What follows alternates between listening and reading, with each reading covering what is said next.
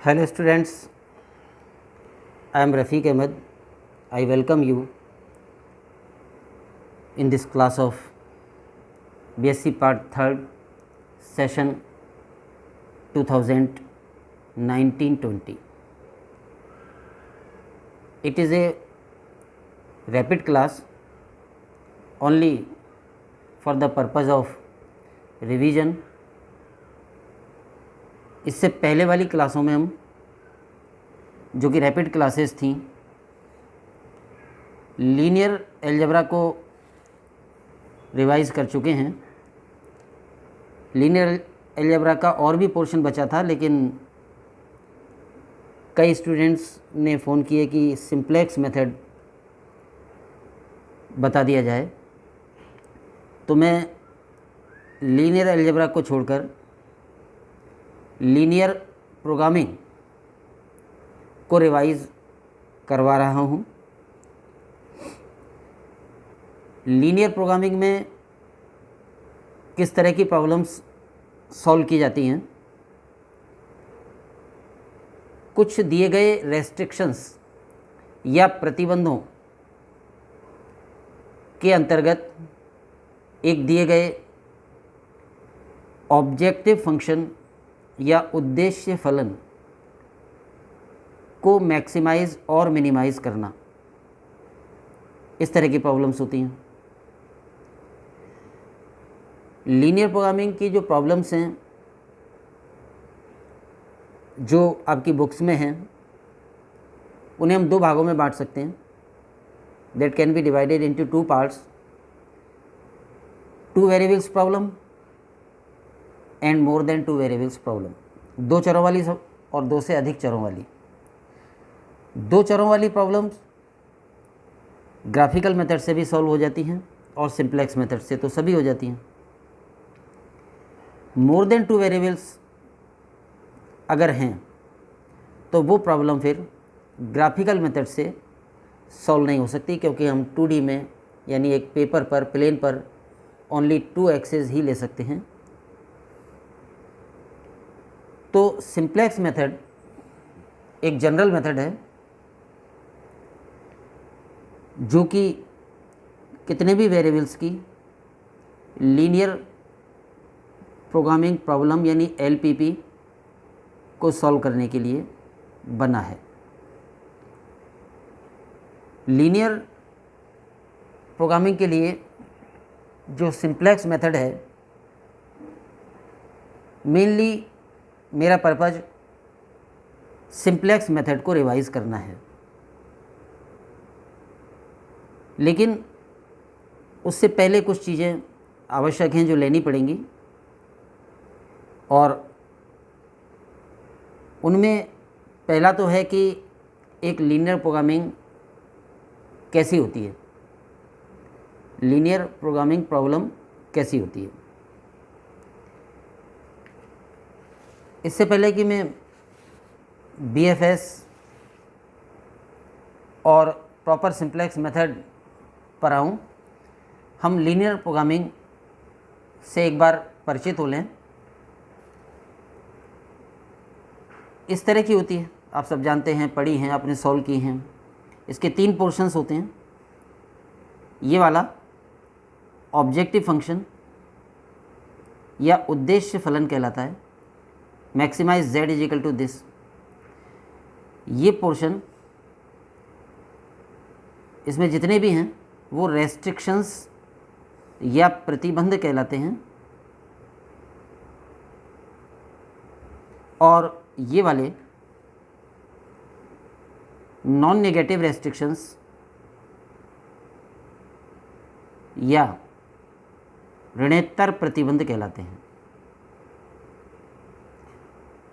ये तो कहलाएगा उद्देश्य फलन,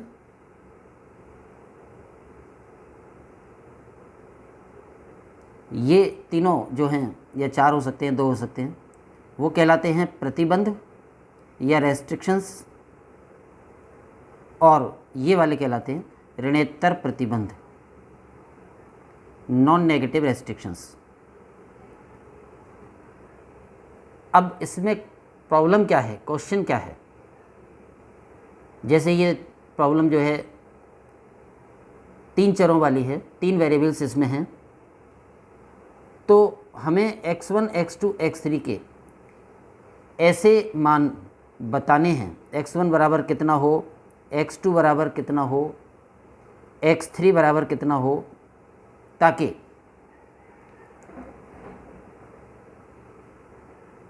x1, x2, x3 की क्या वैल्यूज़ हों जो इन रेस्ट्रिक्शंस को भी सेटिस्फाई करें, नॉन नेगेटिव रेस्ट्रिक्शंस को भी सेटिस्फाई करें।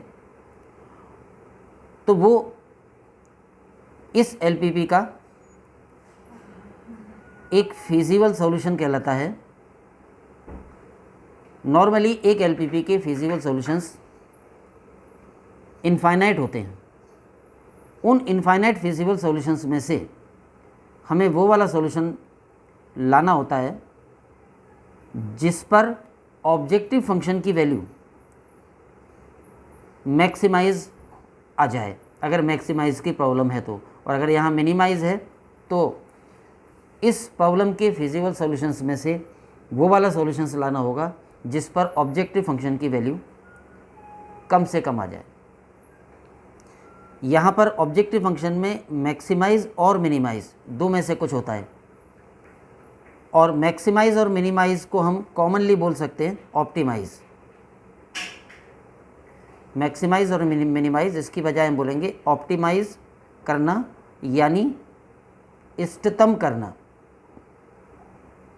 ऑप्टिमाइज या इष्टतम, जो चाहा गया है वो, इष्टतम का ये मतलब है। तो ये एक इंट्रोडक्शन है, कम समय में ऐसे ही दिया जा सकता है, वरना आप जानते हैं कि एक दिन तो इंट्रोडक्शन में ही लग जाता है। एक एलपीपी इस तरह की होती है, 3 बड़े भागों में इसको बांट सकते हैं, objective functions, objective function, restrictions and non negative restrictions. Non negative restrictions का मतलब है कि जितने भी वेरिएबल्स हैं वो सबकी वैल्यूज़ ग्रेटर देन और इक्वल टू 0 आनी चाहिए। Restrictions less than equal to symbol वाला या greater than equal to symbol वाला हो सकता है, या इक्वल टू सिंबल वाला हो सकता है। इक्वल टू सिंबल वाला है तो इसको हम इक्वलिटी या इक्वेशन कहते हैं। लेस देन इक्वल टू या greater than equal to symbol वाला है तो उसको हम इनइक्वलिटी या असमयिका कहते हैं। तो ये प्रतिबंध हैं, यानी x1, x2, x3 के ऐसे मान होने चाहिए जिनसे कि ये पूरी वैल्यू 8 से कम या बराबर आए। x1, x2, x3 के मान रखने पर ये पूरी वैल्यू 1 से कम या बराबर आए। ये पूरी वैल्यू 4 से बड़ी या बराबर आनी चाहिए। x1, x2, x3 के जो मान हैं वो 0 से बड़े या बराबर होने चाहिए। और x1, x2, x3 के वो ऐसे मान होने चाहिए कि उन पर z का मान, यानी ये यहाँ रखने पर z की वैल्यू सबसे अधिक आए अगर मैक्सिमाइजेशन की प्रॉब्लम है तो, और सबसे कम आए अगर मिनिमाइजेशन की प्रॉब्लम है तो वो सॉल्यूशन निकालना एलपीपी सॉल्व करना होता है। बहुत शॉर्ट में ये एलपीपी का इंट्रोडक्शन है। अब सिंप्लेक्स मेथड पर आने से पहले हम 1-2 चीज़ें और पढ़ना चाहेंगे। एक तो लीनियर इक्वेशन सिस्टम, वो भी हम शॉर्ट में रिवाइज कर लें। लीनियर इक्वेशन सिस्टम या रैखिक समीकरण निकाय कैसा होता है? उसमें कुछ इक्वेशंस होती हैं, सभी इक्वेशंस वेरिएबल के संदर्भ में लीनियर होती हैं, यानी हर वेरिएबल सिंगल पावर में होगा और वेरिएबल्स के मल्टीप्लिकेशन वाली टर्म भी उसमें नहीं होगी। तो जो समीकरण होते हैं, इक्वेशन होती हैं, वो सब वेरिएबल्स के लिए लीनियर होती हैं, एक घातीय होती हैं, रैखिक होती हैं।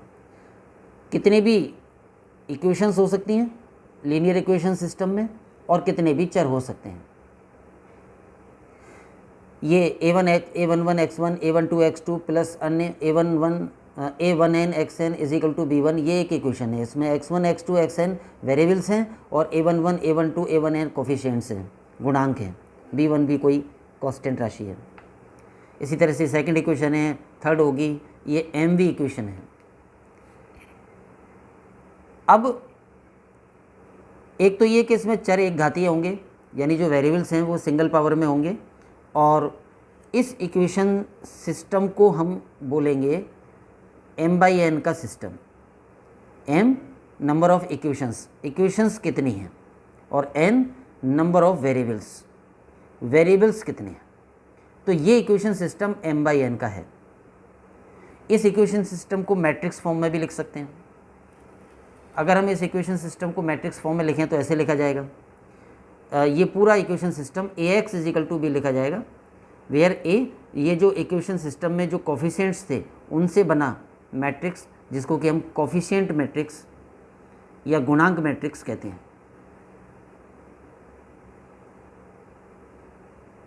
कोफिशिएंट मैट्रिक्स या गुणांक मैट्रिक्स।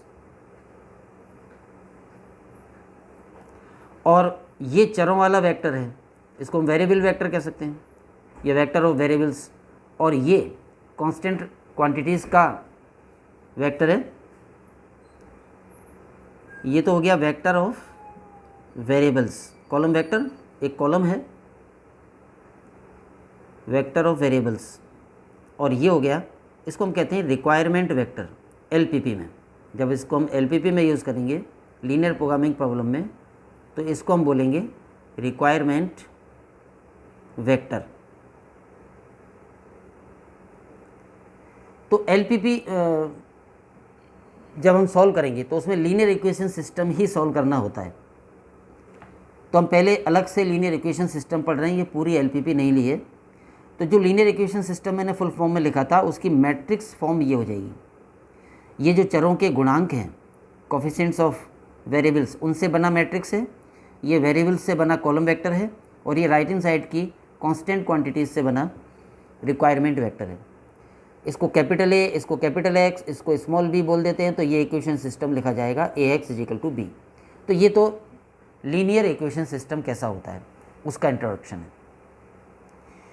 अब इसमें उस डिटेल में तो नहीं जा रहे हैं, लेकिन उसका एक पार्ट हम ले रहे हैं कि इस इक्वेशन सिस्टम के कितने सॉल्यूशंस हो सकते हैं। वो डिपेंड करता है कि नंबर ऑफ इक्वेशंस यानी m और नंबर ऑफ वेरिएबल्स n कितना है। m और n इक्वल हैं तब अलग बात होगी, m n से बड़ा हो तब अलग बात होगी, और m n से छोटा हो तब अलग बात होगी। हमें नॉर्मली एलपीपी में वो वाली सिचुएशन ही आती है जब m < n हो। तो हम केवल इस वाले केस पर रहें फ़िलहाल, यानी इस लीनियर इक्वेशन सिस्टम में नंबर ऑफ इक्वेशंस या नंबर ऑफ रेस्ट्रिक्शंस, हालांकि वो यहाँ पे लीनियर इक्वेशन सिस्टम में तो इक्वेशन फॉर्म में होंगे, वो m है और वो कम है नंबर ऑफ वेरिएबल्स से, यानी समीकरणों की संख्या कम और चरों की संख्या ज़्यादा है। जैसे 2 समीकरण हैं और 3 चर हैं, या 3 समीकरण हैं और 5 चर हैं, तो समीकरणों की संख्या कम और चरों की संख्या ज़्यादा होगी।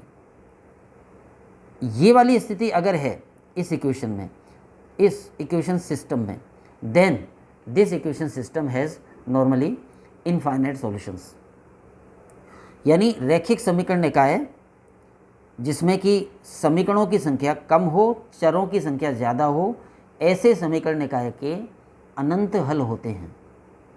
If m < n, then this linear equation system has normally infinite solution. Normally क्यों बोल रहे हैं, क्योंकि 1-2 एक्सेप्शंस हो जाएंगे, कोई बहुत पर्टिकुलर कोफिशिएंट्स होंगे तो 1-2 इक्वेशंस रिडंडेंट हो जाएंगी और तब नो सॉल्यूशन भी हो सकता है। लेकिन इन जनरल मैक्सिमम केसेस में इस इक्वेशन सिस्टम के m < n होने पर इनफाइनाइट सॉल्यूशंस होते हैं। और एलपीपी का पर्पज़ भी, एलपीपी का जो पर्पज़ है वो ये है कि उन इनफाइनाइट सॉल्यूशंस में से वो वाला सॉल्यूशन निकालना जिस पर ऑब्जेक्टिव फंक्शन की वैल्यू मैक्सिमाइज या मिनिमाइज होती हो। तो ये तो हो गया एक लीनियर इक्वेशन सिस्टम का इंट्रोडक्शन। अब हम आते हैं इस लीनियर इक्वेशन सिस्टम के सॉल्यूशंस कैसे होते हैं। लीनियर इक्वेशन सिस्टम में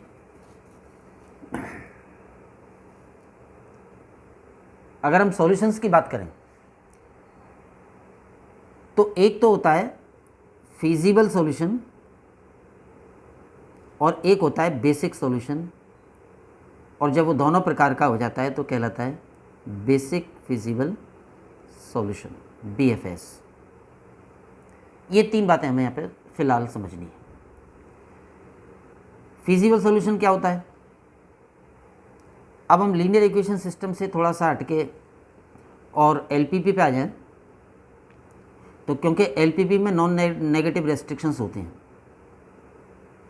तो नॉन नेगेटिव रेस्ट्रिक्शंस जब होते हैं तो इसका मतलब है कि किसी भी चर की वैल्यू अगर नेगेटिव ना हो, यानी all variables are greater than और इक्वल टू ज़ीरो, ऐसा सॉल्यूशन जिसमें सभी चरों की वैल्यूज़ नॉन नेगेटिव हों, वो फिजिबल कहलाता है।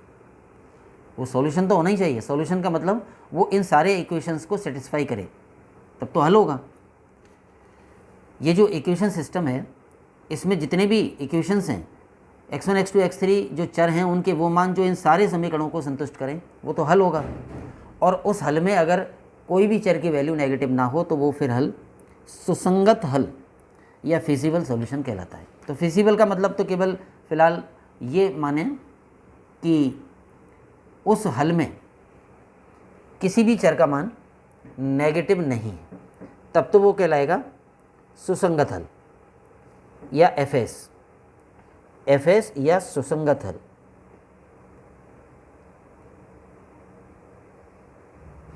अब बात आती है बीएफएस, और बीएफएस से पहले बीएस यानी आधारी हल। तो अगर हम केवल ये समझ लें फ़िलहाल कि आधारी हल कब कहते हैं किसी हल को, तो फिर उसमें सुसंगत शब्द और बढ़ जाएगा, तब हो जाएगा आधारी सुसंगत हल। इक्वेशन सिस्टम जिसमें कि m is less than n है, उस इक्वेशन सिस्टम का ऐसा कोई भी हल, लीनियर इक्वेशन सिस्टम का ऐसा कोई भी हल जिसमें कोई से भी m चर, m वेरिएबल्स तो ऐसे हों जिनके कोफिशिएंट्स लीनियरली इंडिपेंडेंट हों। लीनियरली इंडिपेंडेंट हमने अलजेब्रा में, लीनियर अलजेब्रा में पढ़ा है। लीनियरली इंडिपेंडेंट हो, या दूसरी तरीके से ये कह सकते हैं कि उनसे बना मैट्रिक्स जो होगा उसका सारणिक डिटर्मिनेंट नॉन ज़ीरो हो। यहाँ पर बीच में एक बात आ गई जो लीनियर अलजेब्रा में है, वो मैं एक बार बता दूँ। लीनियर अलजेब्रा में जो हम वेक्टर स्पेस पढ़ते हैं Vn over the field F या ओवर द फील्ड R, ये जो वेक्टर स्पेस होता है n कंपोनेंट वाले वेक्टर्स का सेट है, इसकी विमा भी n ही होती है। Dimension of Vn is equal to n। जैसे V3 होता है 3 कंपोनेंट वाले वेक्टर्स का सेट, जिसमें कि A1 A2 A3 प्रकार के वेक्टर होते हैं, where A1 A2 A3 belong to field, वो F हो तो F और R हो तो R, R ही ले लें, सेट ऑफ रियल नंबर्स। तो ये जो वेक्टर स्पेस है V3, इसकी विमा 3 होती है, यानी 3 कंपोनेंट वाले वेक्टर्स का जो वेक्टर स्पेस होता है उसकी डायमेंशन 3 होती है, n कंपोनेंट वालों की n होती है। एक तो ये बात। एलपीपी में, लीनियर अलजेब्रा में हमने 2 छोटी थ्योरम्स रिवाइज की थी। एक ये थी कि अगर किसी वेक्टर स्पेस की विमा n है और तो n से अधिक सदिशों वाला समुच्चय Li नहीं हो सकता, n से अधिक, और n से कम सदिशों वाला समुच्चय जनक समुच्चय नहीं हो सकता। ये 2 थ्योरम्स हमने अलजेब्रा में पढ़ी थी।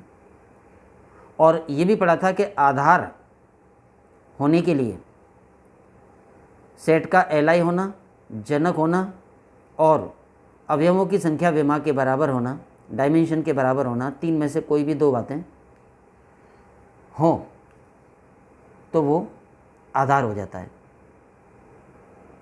इस सब को जो कि लीनियर अलजेब्रा का पोर्शन है, मैं क्यों बता रहा हूँ, वहाँ से हमें एक निष्कर्ष लेना है यहाँ पर कि अगर 3 कंपोनेंट वाले वेक्टर्स हैं तो वो जिस वेक्टर स्पेस के वेक्टर हैं उसकी विमा 3 है। तो 3 कंपोनेंट वाले 3 से अधिक वेक्टर हों तो वो जनक समुच्चय नहीं हो सकता, और 3 से कम वेक्टर हों तो Li नहीं हो सकता। वहाँ से एक निष्कर्ष निकलेगा और वो ये है कि 3 कंपोनेंट वाले 3 वेक्टर्स हों, जैसे अल्फ़ा 1 बराबर वेक्टर 2 1 3, अल्फ़ा 2 बराबर वेक्टर 1 6 7, अल्फ़ा 3 बराबर वेक्टर 2 2 4, कोई 3 वेक्टर हैं, 3 कंपोनेंट वाले अगर 3 वेक्टर हैं तो ये Li हैं या Ld हैं, इसका पता लगाना। Li Ld चेक करने के प्रॉपर तरीके से तो किया ही जा सकता है। इसका शॉर्ट तरीका बन जाता है कि इन 3 वेक्टर्स के कंपोनेंट से एक सारणिक बना लिया जाए, जैसे कि 2 1 3 1 6 7 2 4 2 2 4, ये एक डिटर्मिनेंट बन गया। अब डिटर्मिनेंट की वैल्यू सॉल्व कर लें, अगर ये 0 आती है तो इसका मतलब है कि ये वेक्टर्स हो गए Ld, और अगर ये वैल्यू नॉन ज़ीरो आती है तो इसका मतलब है कि ये वेक्टर्स हो गए Li। यानी नॉन ज़ीरो आने पर Li और ज़ीरो आने पर Ld। क्या निष्कर्ष निकला कि जितने कंपोनेंट वाले वेक्टर हैं उतने ही वेक्टर हो। जैसे 3 कंपोनेंट वाले 3 वेक्टर्स हों, या 2 कंपोनेंट वाले हों तो 2 ही वेक्टर हों, या 4 कंपोनेंट वाले हों तो कुल 4 वेक्टर हों। उनके Li या Ld होने का पता लगाना सारणिक से या डिटर्मिनेंट से किया जा सकता है। If determinant is not equal to 0 then Li and determinant is equal to 0 then Ld। तो ये शॉर्ट तरीका है वेक्टर्स के Li या Ld होने का पता लगाने का।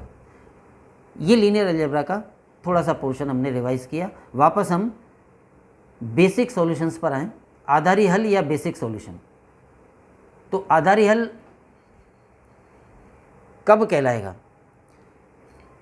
किसी लीनियर इक्वेशन सिस्टम जिसमें कि m इक्वेशंस और n वेरिएबल्स हैं, m is less than n है, उसका ऐसा कोई भी हल जिसमें कोई से भी m चरों के कोफिशिएंट्स से जो वेक्टर्स बनते हैं वो Li हों या उनसे बना सारणिक नॉन ज़ीरो हो। ये तो कोई से m चर ऐसे होने चाहिए, और शेष जो बच गए n माइनस m चर, उनकी वैल्यू 0 होनी चाहिए। तो वो सॉल्यूशन बेसिक सॉल्यूशन कहलाता है। क्योंकि पूरी तरह समझ में नहीं आया होगा, इसीलिए मैं एक सिस्टेमेटिक डेफिनेशन इस पेज पर लिखी हुई है, हम उसको पढ़ते हैं। बेसिक सॉल्यूशंस, और फिजिबल शब्द भी मिला दिया है, तो बेसिक फिजिबल सॉल्यूशंस। तो वो क्या होते हैं? वो डेफिनेशन इस तरह से होगी। बेसिक फिजिबल सॉल्यूशंस या BFS, आधारी सुसंगत हल। ये जो ऊपर हमने अभी समीकरण निकाय पढ़ा था m/n का, जिसमें कि m is less than n था, उपर्युक्त समीकरण निकाय यानी कि m is less than n का ऐसा हल जिसमें किन्हीं m चरों के गुणांक सदिश Li हो। कोई भी m चर गुणांक सदिश या कोफिशिएंट वेक्टर समझ रहे होंगे। जैसे एग्जाम्पल के तौर पे अगर हम लें, या इसी में ले लें, ये जो लीनियर इक्वेशन सिस्टम है, इसमें ये जो x1 चर है, इसके कोफिशिएंट से वेक्टर बनेगा जिसके कंपोनेंट होंगे a11, a21, am1। तो ये गुणांकों से बना सदिश, ये कहलाता है इस चर x1 का गुणांक सदिश या कोफिशिएंट वेक्टर। इसी तरह से x2 जो चर है उसका कोफिशिएंट वेक्टर इस इक्वेशन सिस्टम में हो जाएगा a12, a22 up to am2। इन केवल गुणांकों से बना वेक्टर चर x2 का गुणांक सदिश कहलाएगा। तो गुणांक सदिश से ये मतलब है। वापस हम डेफिनेशन पर आएँ। उपरोक्त समीकरण निकाय जहाँ पर कि m n से कम है का ऐसा हल जिसमें किन्हीं m चरों के गुणांक सदिश Li हों, अर्थात उनसे बना सारणिक अशून्य हो। यहाँ पर जितने कंपोनेंट वाले वेक्टर होंगे उतने ही वेक्टर होंगे, m वेक्टर हैं और हर वेक्टर में m ही कंपोनेंट होंगे, इसलिए Li देखना सारणिक से किया जा सकता है, जैसा कि अभी हमने समझा था। तो कोई से भी m चर तो ऐसे हों जिनके गुणांक सदिश Li हो, यानी लीनियरली इंडिपेंडेंट हो, अर्थात उनसे बना सारणिक अशून्य हो, और शेष n माइनस m चरों के मान शून्य हो, आधारी हल कहलाता है। तो कोई भी क्योंकि कुछ स्टूडेंट्स इंग्लिश पे जोर देते हैं कि सर इंग्लिश में बनाओ, 100% इंग्लिश में नहीं बनाया जा सकता क्योंकि हिंदी वाले स्टूडेंट्स ज़्यादा हैं, तो मैं बीच बीच में इंग्लिश ट्रांसलेट कर देता हूँ ताकि इंग्लिश वालों को भी समझ में आ जाए। A solution of a linear equation system where m is less than n is called a basic solution if coefficient vectors of any m variables, coefficient vectors of any m variables are Li or the determinant made by them is non-zero and values of remaining n minus m variables are zero. तो ये basic solution कहलाता है। दो शर्तें हैं, कोई से भी m चर तो ऐसे हों जिनके गुणांकों से बने सदिश Li हों या उनसे बना सारणिक ज़ीरो हो, सारणिक नॉन ज़ीरो हो, और शेष जो चर बच गए जो कि n माइनस m होगी उनकी संख्या, वो ऐसे होने चाहिए कि उनकी वैल्यू ज़ीरो होनी चाहिए। तो ऐसा हल आधारी हल कहलाता है। फिर आधारी हल में अगर चरों की वैल्यू नॉन नेगेटिव भी हो तो फिर वो सुसंगत भी कहलाता है, तब उसको हम कह देते हैं आधारी सुसंगत हल। तो पुनः आधारी हल में यदि सभी चरों के मान ऋणोत्तर यानी नॉन नेगेटिव हों तो ये आधारी सुसंगत हल यानी BFS कहलाता है। BFS की ये डेफिनेशन हो गई। BFS किसी LPP के कितने हो सकते हैं, तो वो संख्या फाइनाइट होती है, इनफाइनाइट नहीं हो सकती। सॉल्यूशंस तो इनफाइनाइट हो सकते हैं, लेकिन उन सॉल्यूशंस में से फिजिबल सॉल्यूशंस कितने हैं वो भी इनफाइनाइट हो सकते हैं, लेकिन बेसिक कितने हैं, बेसिक सॉल्यूशंस कितने हैं, वो संख्या इनफाइनाइट नहीं होती है। वो संख्या की अपर लिमिट है NCM, कॉम्बिनेशन है NCM, n में से m के चयन करने के तरीके उतनी होती है। जैसे कि मान लो 4 n का मान है और m का मान 2 है, तो 4C2 की वैल्यू हम जानते हैं कि 6 होती है, 4 × 3 अपॉन 1 × 2, तो ये 6 होती है। इसका मतलब अगर कोई इक्वेशन सिस्टम ऐसा है जिसमें वेरिएबल्स तो 4 हैं और इक्वेशंस 2 हैं, तो ऐसे लीनियर इक्वेशन सिस्टम के अधिकतम मैक्सिमम 6 BFS हो सकते हैं। 6 से ज़्यादा नहीं हो सकते, कम हो सकते हैं। तो ये नंबर ऑफ BFS कितना होता है वो है। BFS का जैसे एक छोटा एग्जांपल अभी हम समझ लें। मान लो मैंने कोई इक्वेशन सिस्टम लिख दिया 4x1 + 3x2 + 7x3 + 9x4 = 15, 2x1 + x2 - x3 + 3x4 = 20। ये एक लीनियर इक्वेशन सिस्टम हो गया। कैसा हो गया ये? इसमें m यानी समीकरणों की संख्या 2 है, n यानी चरों की संख्या 4 है। अब इसका कौन सा हल आधारी कहलाएगा? मान लो कि इसका एक हल है x1 = 2, x2 = 1, x3 = 0, x4 = 0।